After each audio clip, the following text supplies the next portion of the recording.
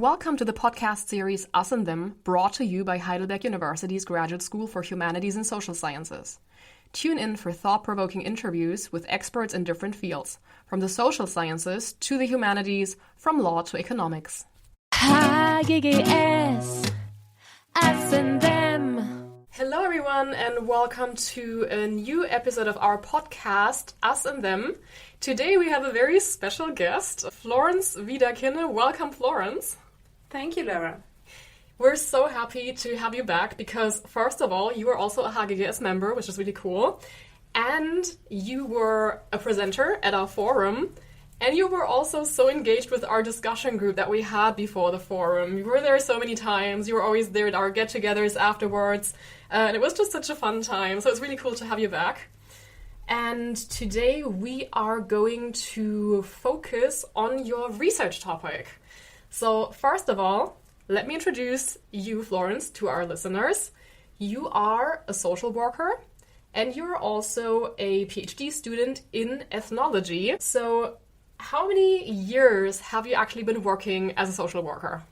So actually yesterday I had my last working day because, as you can see, I'm now really pregnant.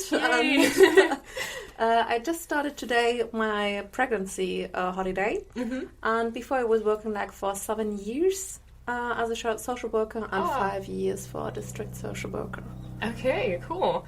And what actually made you interested in this job in the first place? How did this start, and at what point did you say, okay, this is actually what I want to do in the future? Yeah. So actually I have not a straight biography when you're looking at my university career. I did my bachelor degree in social work, international social work, and then I fulfilled some semesters in ethnology in Heidelberg University to do my master degree in anthropology, in social anthropology. And I was always interested in social relations. In your PhD thesis, you also write about social work and also about cultural difference in the child protection service. Can you maybe describe your project a little bit? Yeah. So basically I'm interested in different expectations. So which expectations are confronting from families and social workers. And of course, these expectations differ if you have a different cultural background. There are different value systems standing behind of this. And this is what I'm really interested in.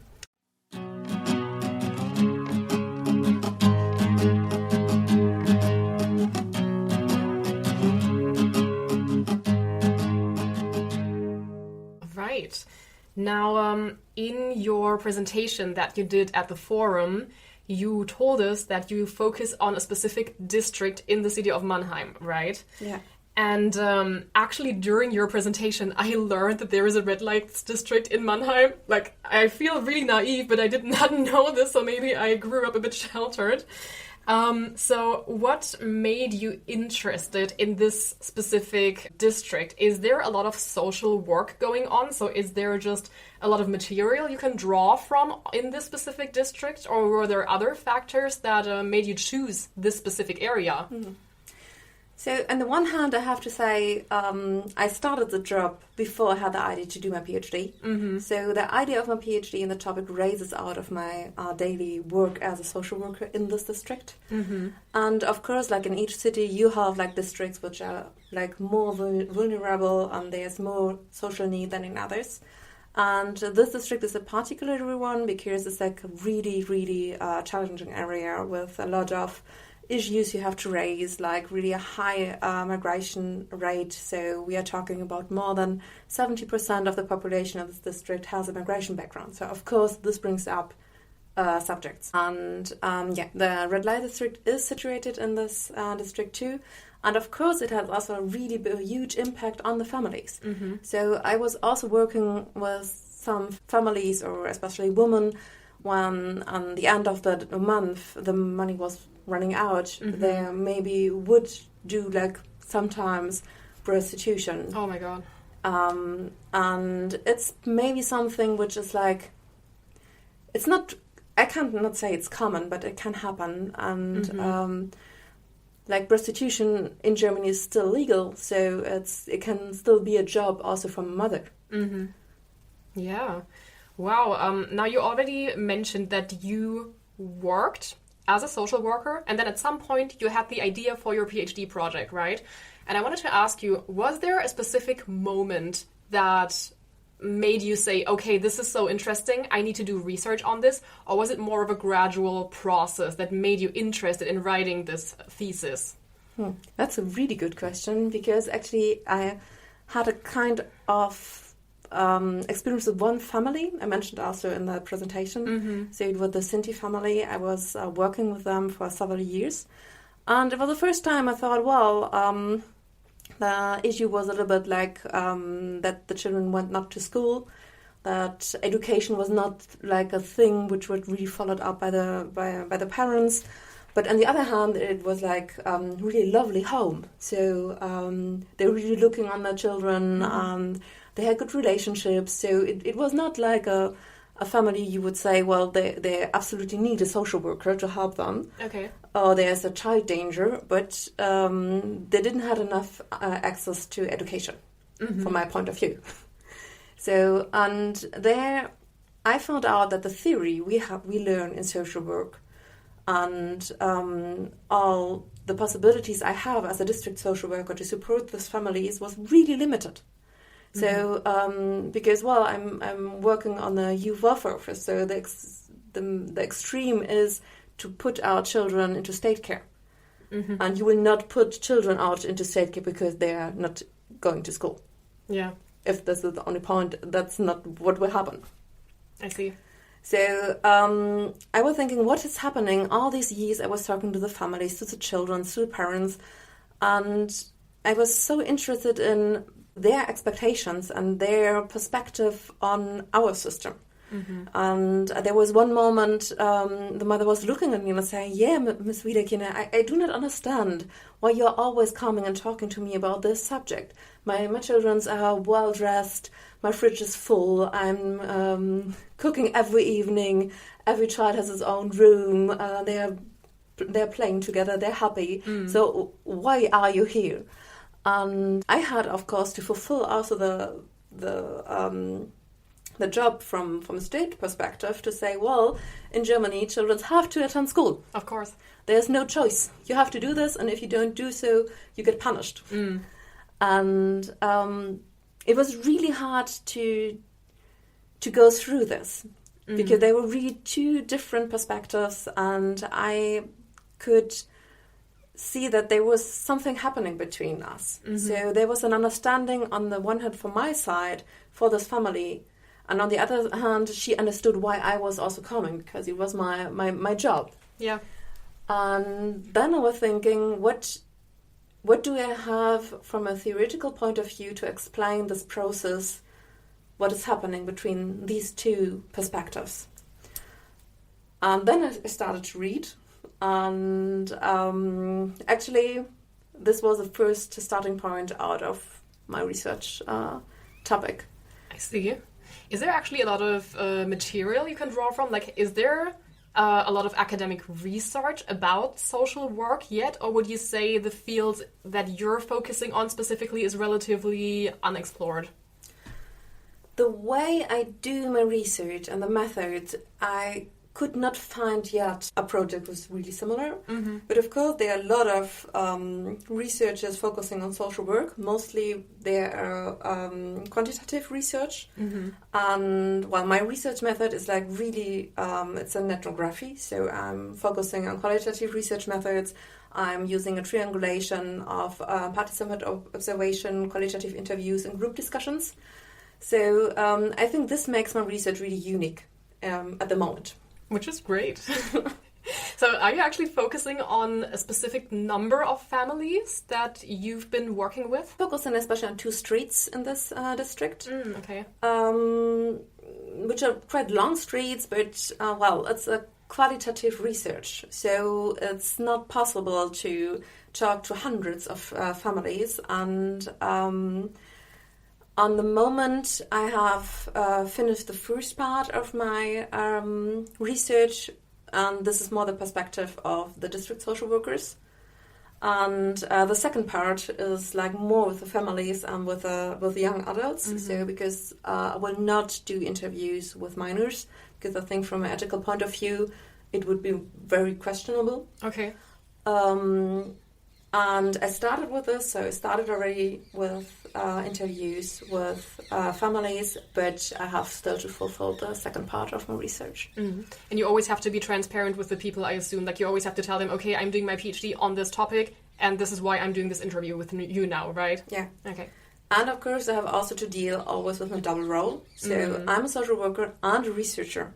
So I have to be really, really attentive how I document my data when I'm doing this. In the past, I had a really special weeks where I was just a researcher, so I took like holidays or work off just to focus on my research. And I'm not mixing up it in the same time that I'm doing my daily work and I'm also researching. So sometimes in the evening when I think about something, I will note something, of course, in my field already, but basically most data are collected while a specific time, which is really defined as research time. I see. Work. Has it ever been difficult for you to juggle with these two different roles you have? Like, have there been moments where you've been struggling with this double role in a way? Not really, but I had an experience with colleagues because, of course, I'm also observing my colleagues as a researcher. And the first days they were like looking on me and saying, "What are you doing here? Why are you standing in my door?" So they were like a little bit, "Well, we have to wait. What she's doing there." I see. But after a week, they get used to it. And I see it more than as a benefit because the people know me. So I think it's an area which is really, really also trust-based, because if you hear about child protection or about district social workers or Jugendamt, mostly in the media it's like really negative. So you have just a negative example when somebody did not do a good job, or if a child dies, or if something really bad happened. And of course it's like easier to talk about these kind of topics if you have a trust-based relationship to a person. Sure. So on this hand, I see my double position as a benefit from our research, because my colleagues know that I would not do something just to make them feeling bad. My basic interest is to show the situation as it is, and I'm not valuing it from a special perspective. And I assume your research is also anonymized. Like, when you actually publish your thesis, nobody will know who said some of the things you're quoting. So this is a really important thing you're mentioning, because I'm synthesizing the data. So that means that even if somebody is telling me, I'm not only changing the name, I'm really changing a little bit the history, so the stories, the age, the sex. Okay. Do you think your colleagues forget about you being there at a certain point? Because something that I just thought of is actually reality TV, because people in shows like, for example, Big Brother or something, they always say, oh, at a certain point you just forget about the cameras, and then you behave in a way that is just natural and like you would do without cameras. Would you say it's the same way for your colleagues? Like, do they just forget somebody else is there and watching them at a certain point? After a while, it happened. So it happened also that I was just sitting in a room and listening to the discussion from my colleague and the family. And at a certain point, my colleague was turning around to me and say, "Well, what do you think, Ms. Wieder-Kinne?" And then I was looking on her, and I saw that she forgot on this moment that I was not sitting there as a colleague, then as a researcher. I see. So I was looking on her and I say, "Well, today I will not say my opinion." And she was laughing, and And of course, in the beginning, I explained it also to the family. So I was never sitting in a room or observing somebody who was not conscious about it, that I'm doing research. In your presentation, you mentioned that culturally and institutionally shaped expectations intensified tensions between the social worker and the families. You already mentioned the school example of this family not sending their kids to school any longer. Could you think of maybe one or two other examples of these culturally and institutionally shaped expectations? Well, I think nobody is free of ideas or assumptions in front of other cultures. So I think most of us are willing to be really open-minded, and to accept as much as we can. But in the daily work, I think it's always challenging when you have to fulfill, like what I was explaining as Wächteramt, so what you have to fulfill by law, by the municipality, to protection of the child. And on the other hand, you have like also culturally based ideas or traditions or things you can't accept in Germany because it's going against the law. Yeah. So as an anthropologist, maybe you would accept it if you would do the research in their home countries. But as a district social worker, I can't accept it here in Germany while working like as a district social worker with like a social mandate. Yeah, of course. So, of course, there are things, for example, like really common thing is like girls looking up for the younger brother. So like 10-year girls alone at home with the younger brother looking up if by the parents are working or doing shopping or something. I see. So this is maybe in some cultural backgrounds it's fine, but in Germany it's not allowed. Yeah. It's Yeah.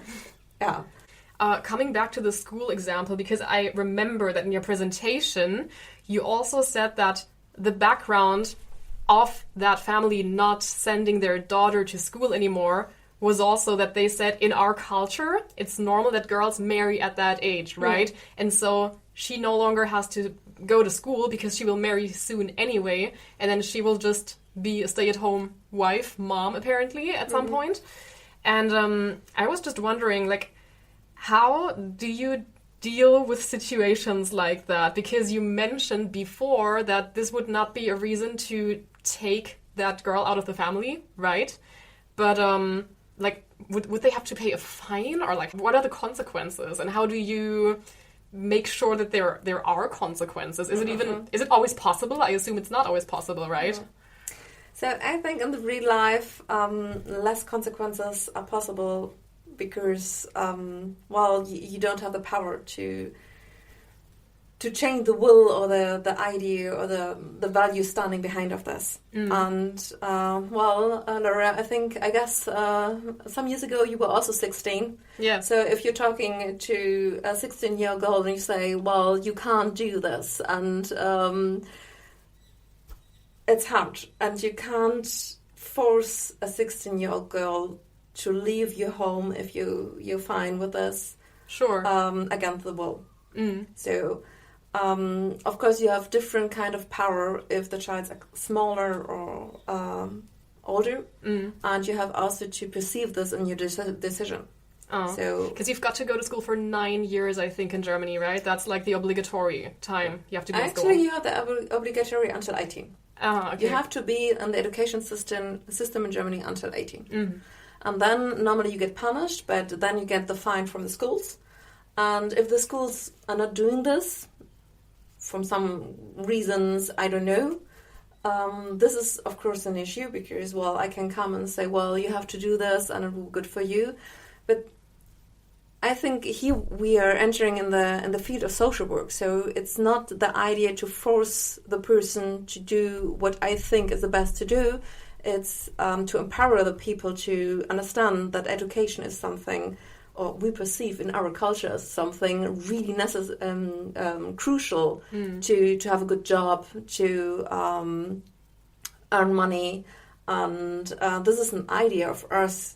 How to we see also like to emancipate a woman, and so that's a big issue, and personally it's really hard for me. So, but that's not the question when I'm working there. I see. Yeah, and you already mentioned that you already talked to the kid as well, right? And I was wondering, do you, like, when something like that happens, or maybe another example, not just like the parents no longer sending their kids to school, but maybe other things as well. Do you always talk to the kids as well and ask them, what do you actually want? And then I also wondered, can a kid even be objective at all, or will they just repeat the thing that they've heard their whole life? Like if the parents raise their kid in a way that's like, okay, once you're that age, you're gonna marry, will the kid automatically say, okay, this is what I want, because they just don't know anything else? Mm-hmm. What is your experience from that? I have always to talk to the minors. Yeah. So I would really critical look on the situation if a district social would not do this and just talk to the adults. Well, it's called Jugendamt. It's not called Elternamt. Yeah, sure. So yeah, and well, of course, we reproduce the systems we learned. So I think that's the biggest challenge to interact differently than our parents. So also the theory says if, for example, you come out of a family which is really, well, for example, the classic thing is where a father was beating the mother.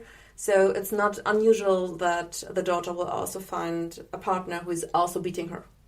So this is basically like the theory. It's not always like this, but the repeating thing is... Does it have something to do with intergenerational trauma?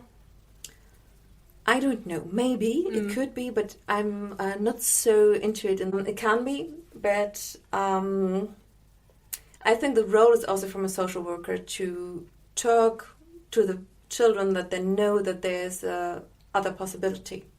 So it's basically the job to show up all the possibility they have and to talk with them also what is happening if they are taking some choices. And of course you can't say, or you can't give the full power to an 80 and say, oh, do you like to do your homework today? Yeah, of course. Do you like to go to school or not? Oh, you don't know? Oh, okay. So don't go. So this is something I think everybody will understand that it's too young. But on some point, minors are more adult than they should be, also because of experience.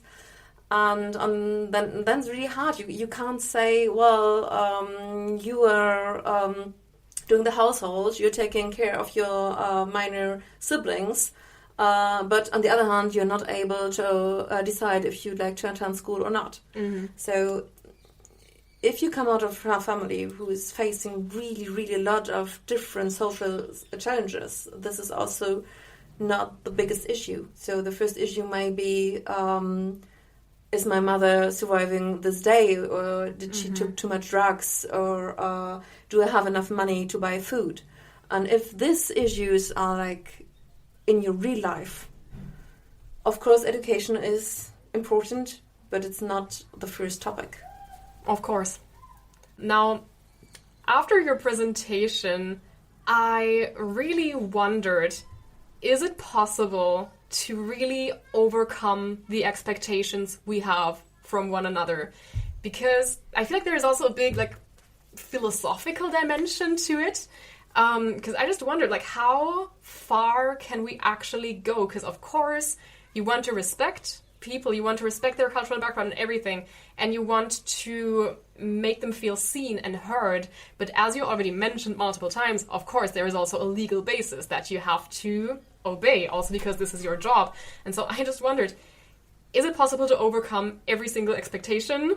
How do you overcome expectations you might have?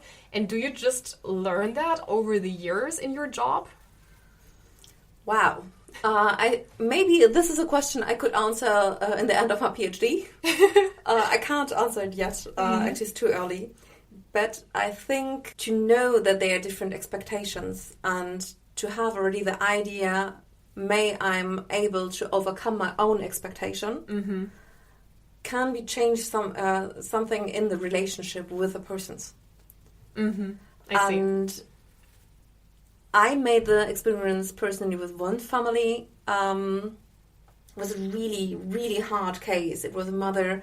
She was really drug addicted, so we had to take out all 4 children from the family. And there were a lot of other points. So she had like health issues, and also the flat was really in a bad condition, and the children were not going to kindergarten and school and everything. So there were many, many subjects.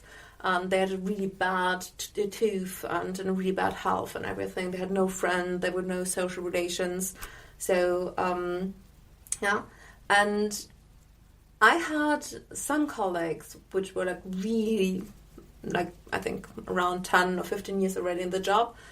They were like telling me, well, it's really hard, she will never get out of this, or when it's like not really possible and everything.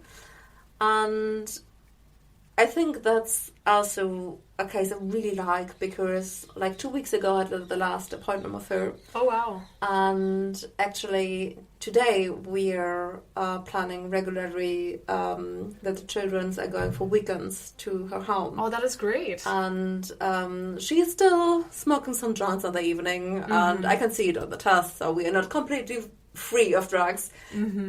But she's not taking any other drugs anymore.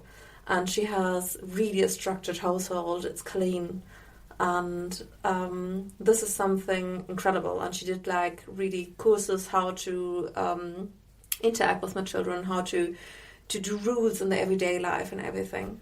So this is, I think, the best example I had in my career why social work can change so many things in life.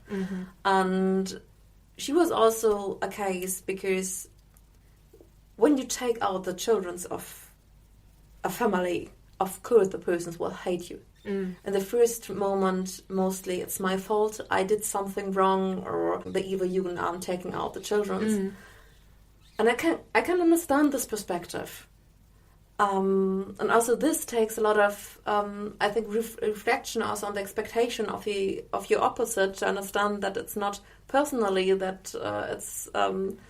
that happens because you have the power to put the children out.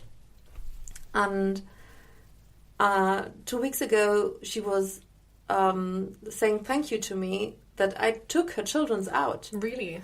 Because she said she had never had the possibility to come down, to go away from drugs, from prostitution, from everything.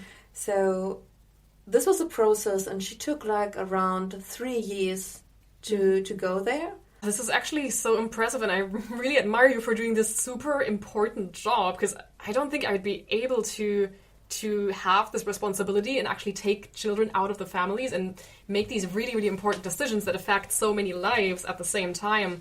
And at the same time, I'm thinking, stories like this, are they what keeps you doing this work? Because I imagine that sometimes it must be really frustrating for you also to experience all of these things, but then at the same time you're also helping so many people. And is that what motivates you to keep going and keep doing this important job? Of course, this case is really motivating, because it's like a success, a really, really huge success. I just love my job. I just really, really love this job with this different humans, and what I really like is to have the possibility to see different worlds of living conditions, and also to get to know different humans with different histories, different biographies. So mostly these are people which are like really hard living conditions for years. So I'm really thankful for this job, and I'm really thankful for the people working with me. Wonderful. I think the example you just mentioned of that specific family, was that also the example that you wrote the text in our fanzine about? Yeah. Because I've got to explain this to our listeners. Florence is also a really good writer, and she made a submission to our fanzine that we had at our conference. And you wrote this story of how you went to this woman's home, and it mentioned that her 4 children had been taken away from her and that she was an addict. And so, yeah, I just put the puzzle pieces together in my head for a moment. And this was so well written. Like, I literally got goosebumps when I read this. Thank you. That's really nice of you, Laura. So I was wondering, so first of all, as a social worker, how do you stay professional in these situations while also showing empathy? And then as a researcher, would you say you're able to objectively analyze these situations, or does a bit of subjectivity, because, I mean, we're all human, also play a role for your research? So I think in my own cases, it would be really hard to have like really a proper objectivity from research perspective. So in this case, I'm mostly looking on cases of colleagues. So it's not my own cases. I was like pursuing for years. I think this would be really, really challenging. I used it for the fanzine because I think that's other form. So maybe it's not the goal to be the most objective person. It's a case I'm really, I learned a lot as a social worker, but I think I can't use it really a lot in my research. I wrote it also in the fanzine, so I was also doing things which were not my job. So I was sitting with the mother on the table. I helped her to fulfill like the papers for the job center and everything. This is actually not my job. Yeah. So, and I did this because I had a huge empathy for this woman. I saw a woman fighting alone with 4 children, and of course, as emancipated woman, I was thinking we have to support each other. So, and there was also moments my boss was saying, "Florence, you're doing too much. Yeah, you're not paid for this." And you also need to distance yourself a tiny little bit because this is your job and this is not your private life, right? It is, and I'm a human. Yeah. So I will never say I'm professional 100% every day from 9 to 5. Of course. That's not possible. And I think that's also okay because I'm working with humans. So, and I think there must be also room in social work to maybe be more human than the fulfiller of law. Yeah, I see. I imagine it a bit as a strange feeling when you stop working with a specific family, right? Because on the one hand, I assume you're probably really happy that you help these people to improve their lives, but on the other hand, you've also built relationships with these people, with these families. So does it also make you a bit sad when you know you will not see these people again, probably? So basically, it's my goal. My goal is that these people don't need me anymore. So if I have fulfilled this, so I did a great job. And I think it would be harder to leave the job and to think, well, there are some points I had to mention or we had to talk about or whatever. This family, it was not so hard for me to leave them because I think they don't need my support anymore. I think they can handle it alone. And I think she's strong enough, and she has her relationships. She has like people helping her in the everyday life. She knows where to go, and I think it's also really, really important to not think as a social worker I'm so important in the life of others. So I'm not God, and I don't like to have this position or this really, really important role in the life of these persons for years. Okay. So it's a period, it's some years, and then I think there you're entering the professional line. You have also to do a cut at some point.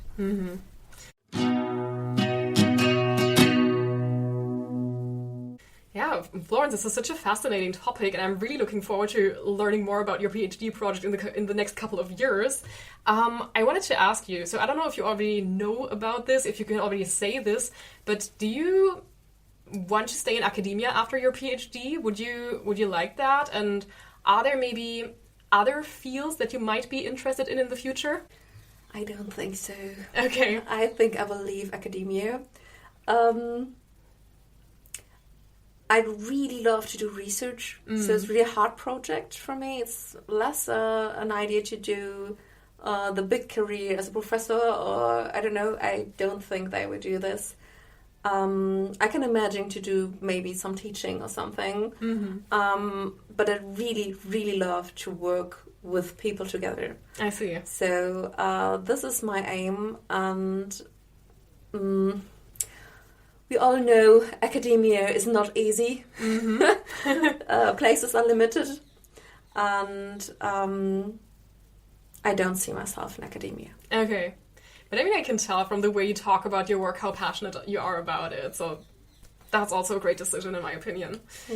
Yeah. Thank you so much for being our guest today. I learned a lot. I'm sure our listeners also learned a lot, and we're looking forward to hearing more about your project in the future. Hopefully, we'll definitely stay in touch. And yeah, thank you so much. Thank you so much, Laura.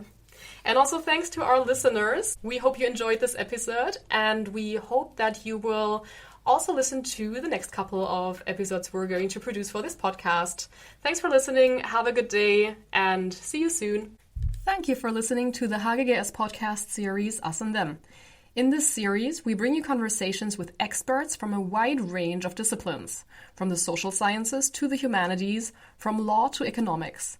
If you enjoyed our podcast, we invite you to explore our previous episodes and subscribe to our channel so you never miss a new episode. Stay tuned for more insightful interviews coming soon.